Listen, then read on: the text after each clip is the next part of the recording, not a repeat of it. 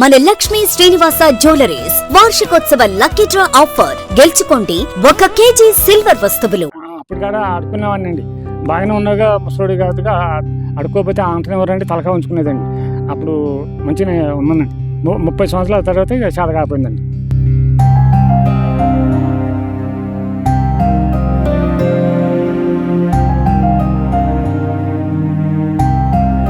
Suman TV Khammam. So ఈరోజు మనం కర్ణగిరి దగ్గర రాజు గృహకల్ప 16వ రోడ్లో ఉన్నాము.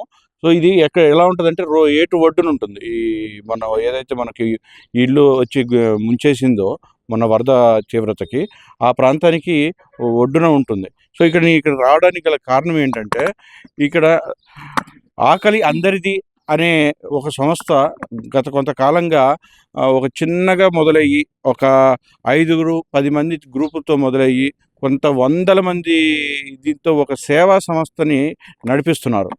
వాళ్ళ యొక్క ముఖ్య లక్ష్యం ఏమిటంటే, వారు ఆహారం ఎవరికైతే అందదో వారికి ఆహారాన్ని అందించే ప్రయత్నం. అసలు ఆహారం తినడానికి ఇబ్బంది పడుతూ చాలా ఆ కుటుంబంలో అడగలేని పరిస్థితుల్లో ఉండే వాళ్ళందరికీ కూడా వాళ్ళకి ఆహార పదార్థాలు, బియ్యం కావచ్చు, ఉప్పు కావచ్చు, పప్పు కావచ్చు, ఇంట్లో వాళ్ళు వాడుకునే సరుకుల దగ్గర నుంచి వీటన్నిటిని కూడా వాళ్ళు సప్లై చేస్తూ వాళ్ళు వంతుగా వాళ్ళు సేవాభావాన్ని తెలియజేసుకునే ప్రయత్నం చేస్తున్నారు.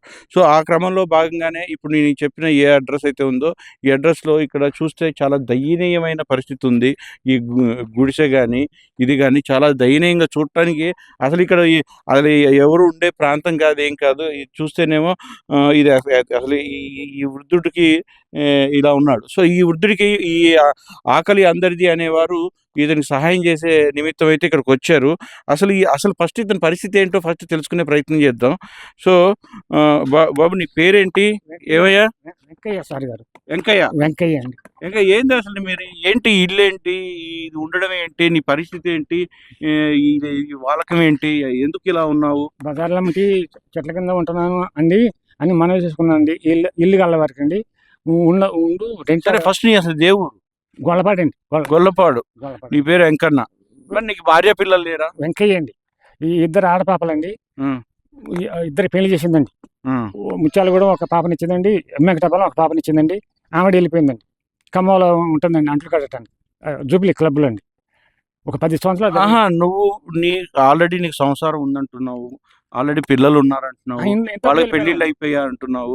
మరి వాళ్ళు ఉన్నా కానీ కొద్దిగా వాళ్ళు చూసే పరిస్థితుల్లో లేరా నిన్ను? ఆ పాపలకి 5-6 సంవత్సరాలప్పుడు వెళ్ళిపోయానండి. అంటే మీ ఆవిడ్ని వదిలేసి, పిల్లల్ని వదిలేసి నువ్వే వచ్చేసావు బయటికి? ఎందుకు, ఏం కారణం వల్ల వచ్చేసావు? ఒకరికి కుదరకండి, నేను యువతలోకి వెళ్ళి వచ్చానండి. అడుక్కోవటం అండి. మరి అడుక్కునే పరిస్థితి అంటే నువ్వు మంచిగానే ఉన్నావు కదా, కాళ్ళు చేతులు బాగానే ఉన్నాయి కదా. నువ్వు చెప్పిన లెక్క ప్రకారం చిన్నప్పుడు పిల్లలు వెళ్ళిపోయారంటే నువ్వు ఆల్మోస్ట్ ఒక మంచి వయసులోనే ఉన్న. మరి అప్పుడు పని చేసుకునేవాడు? అప్పుడు ఏం పని చేసుకునేవాడు ఈ వయసులో ఉన్నప్పుడు? అప్పుడు కూడా అడుక్కునేవాడిని అండి. బాగానే ఉండగా ముసలోడి కాబట్టి అడుక్కోకపోతే ఆంటనేవారండి, తలకా ఉంచుకునేదండి. అప్పుడు మంచిగా ఉన్నానండి. 30 సంవత్సరాల తర్వాత ఇక చాలా కాకపోయిందండి సార్ గారు. సరే, ప్రస్తుతం అయితే నీకంటూ ఏమీ లేదు. సో నీకంటూ ఇక్కడ సాయం చేయడానికి నీ పరిస్థితి ఈ దయనీయంగా ఎందుకయింది ఏంటి తెలియదు, కానీ ఇలా ఎందుకు వచ్చావో అర్థం కావట్లేదు. కానీ మొత్తానికైతే మాకు అర్థమైంది ఏంటంటే, ఇప్పుడున్న ప్రజెంట్ సిచ్యువేషన్లో మాత్రం నువ్వు ఇలా ఉండడం జరుగుతుంది. దీనికి ఆకలి అందరిది అనే ఒక మంచి సంస్థ వాళ్ళు మీకు భోజనం అందించే ప్రయత్నం, నీకు కావాల్సిన ఏది చేసే ప్రయత్నం చేస్తున్నారు ఇక్కడ. సో చూడొచ్చు. సో ఇలాంటి వాళ్ళకి నిజంగా అందాలి. ఇలాంటి వాళ్ళకి చూసి చెలించి వారికి సాయం చేసే ప్రయత్నం ఏదైతే చేస్తున్నారో దాన్ని నిజంగా అప్రిషియేట్ చేయొచ్చు. సో ఆకలి అందరిది గ్రూపు సభ్యులంతా ఇక్కడే ఉన్నారు. సో వీరిని మాట్లాడదాం. అసలు వీరికి ఎలా తారసపడ్డాడు, వీళ్ళకి ఏం చూపిద్దాం అనుకుంటున్నారు ఏంటి? సరే చెప్పండి, ఎలా తారసపడ్డాడు, మీరు ఈ కార్యక్రమంలో ఇప్పుడు ఏం చేయాలని ఇక్కడికి వచ్చారు? అయితే నేను ఇటీవల ఏదో పని మీద వస్తే ఈ ఏటొడ్డున ఉన్న వ్యర్థాలు ఇవన్నీ చూసుకుంటూనే, అరే చాలా ఘోరంగా ఉంది, వరదలు వచ్చిపోయిన తర్వాత అని అలాగా వస్తే ఇతను కంటపడ్డాడు, ముసలయ్య. బాబాయ్, మరి ఎలా తింటున్నావు ఏంటి, ఈ గుడిసె ఏంటి, వర్షం వచ్చింది కదా, నువ్వు ఎలా ఉంటావని అడిగా ఇతన్ని. అడిగితే అన్నాడు కదా, అయ్యా ఎవరైనా పెడితే తింటా, లేకపోతే లేదు, నాకు ఆశ్రమం లేదు, చిన్నప్పుడే నేను వెళ్ళిపోయినా దేశాల మీదకి, పెడితే తింటా లేకపోతే లేదు, నీళ్ళు ఒక్కటే నేను తాగుతాను, అన్నం పెడితే తింటా అన్నాడు. ఇది ఘోరంగా ఉన్నది. మొన్న వర్షం వచ్చినప్పుడు కూడా వర్షం వచ్చినప్పుడు కూడా ఒక పట్టాన్ని మళ్ళీ నెత్తిన పెట్టుకున్నాడు. ఉమ్, వరద దీంట్లో కూడా వచ్చింది. అది ఉమ్. చూసి నేను చెలించి తట్టుకోలేక మా గ్రూప్ ఒకటి ఉన్నది సార్, ఆకలి అందరిది అనే గ్రూపు. ఉమ్, మన ఖమ్మం జిల్లా చింతకాని మండలం నాగలంచలో చిన్నారి అనే ఒక సాధారణ వ్యక్తి, ప్రైవేట్ జాబ్ చేసుకుంటా పీఈటీ చేసుకుంటా ఉన్న వ్యక్తి ఒక 5గురితోటి ఇలాంటి సంఘటనలు చూసి చెలించి ఒక 5గురితోటి ఆ ఆకలి అందరిది అనే గ్రూప్ని రెడీ చేసి ఈరోజు 5 సంవత్సరాలు అయింది. 200 మంది ఈ గ్రూప్లో స్వతహాగా స్వతంత్రంగా జాయిన్ కావడానికి ఇలా ముందుకొచ్చారు, జాయిన్ అయ్యారు. ప్రతి నెల ఒక ఇద్దరికి మేము సహాయం చేస్తున్నాం సార్, మాకు చేతనైన సహాయం. కనీసం ఇతనికి 3 నెలల వరకు కూడా భత్యం పెట్టడానికి మేము సిద్ధంగా ఈరోజు ఇక్కడికి ఇచ్చేసి ఉన్నాం సార్. పూర్తి స్థాయిలో చేయలేకపోయినా వారి వంతుగా వాళ్ళు దీని మీదకి సంబంధించి వానకి ఎండకి తడవకుండా ఉండటానికి దానికి సంబంధించిన ఒక కప్పునైతే ఏర్పాటు చేసి ఒక పట్టానైతే ఏర్పాటు చేసి కట్టి ఉంచే ప్రయత్నం అయితే చేస్తున్నారు. సో నిజంగా ఇది ఒక గొప్ప విషయం అనే చెప్పుకోవచ్చు. ఇంకా అతన్ని మార్చి చూసుకోవడం జరిగింది. వాళ్ళు తెచ్చిన బట్టలు వేసి అతన్ని అయితే ఇలా చూసుకొని ఆనందించడం అయితే చేశారు. సో ఇలాంటి ప్రయత్నం చేస్తున్న వారందరూ కూడా ఎవరు స్థితిమంతులు అయితే కాదు. ఒకరు టైలరింగ్ చేసుకుంటుంటే, ఒకరు చిరు ఉద్యోగాలు చేసుకుంటుంటే, చిన్న ఉద్యోగాలు చిన్న వారి పెద్ద స్థితిమంతి కుటుంబాల్లో కూడా కాదనమాట. సో వాళ్ళంతా కూడా ఒక గ్రూప్ను పెట్టి ఆ గ్రూప్ ద్వారా వాళ్ళల్లో ఉన్న దాంట్లో ఎంతో కొంత ఇలా ఆకలి అందరిది అనే పేరు మీద వాళ్ళకి భోజనాలు అయితే తినలేని వారికి అందరికీ అందజేసే ప్రయత్నం అయితే కార్యక్రమానికి సేవా కార్యక్రమంలో భాగం పంచుకున్న ఒక కళాకారిణి ఉంది. సో ఈవిడ ఆ కళాకారిని తన యొక్క గాన రూపంలో ఈ సందర్భాన్ని తెలియజేయాలనే ఆలోచనతో ఉన్నారు. సో అమ్మ, మీ పేరేంటి? నా పేరు కొమ్ము రమా సార్. నేను ఫోక్ సింగర్ని. అన్ని సందర్భాల్లో నేను సాంగ్స్ రాస్తాను, పాడుతాను. గుడ్. సో ఈ సందర్భానుసారం మీరు ఏం పాట రాశారు, ఏం పాట పాడుతున్నారు? నేను ఈ ఆకలి గురించి ప్లస్ పేదోళ్ళ బాధల గురించి ఒక సాంగ్ పాడదాం అనుకుంటున్నాను సార్. Okay sir.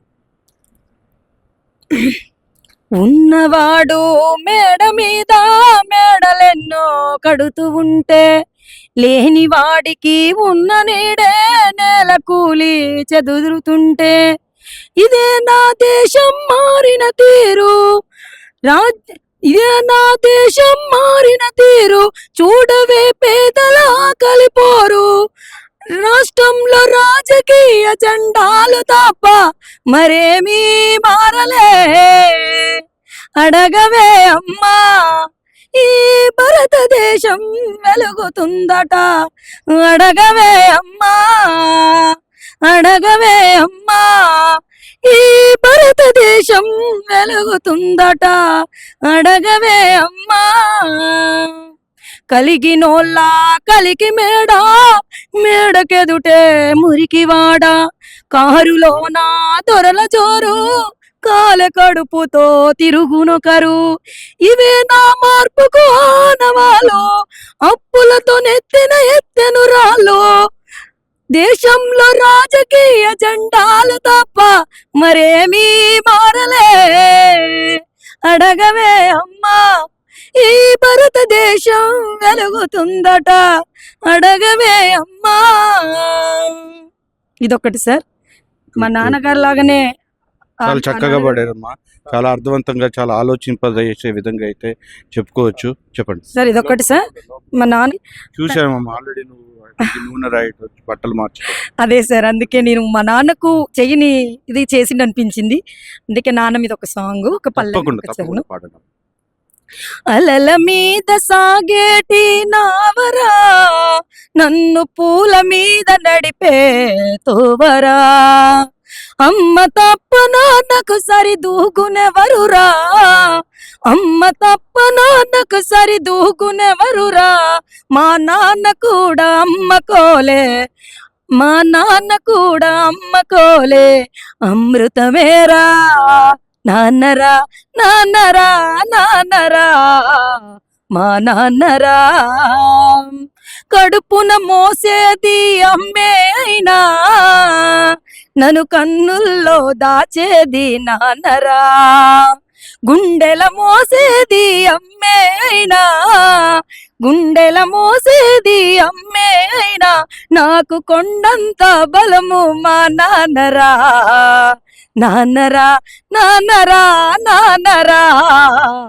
మా నాన్నరా.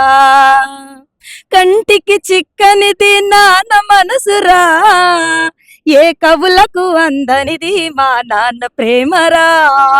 అమ్మ మనసు వెన్నెలమ్మ తీరుగుంటది, అమ్మ మనసు వెన్నెలమ్మ తీరుగుంటది, మా నాన్న మనసు తారలాగా తలుకుమంటది. నాన్నరా నాన్నరా నాన్నరా మా నాన్నరా. అమ్మంటే ప్రేమ అనే పదముకు అర్థం, మా నాన్నంటే త్యాగం అనే గుణముకు అర్థం.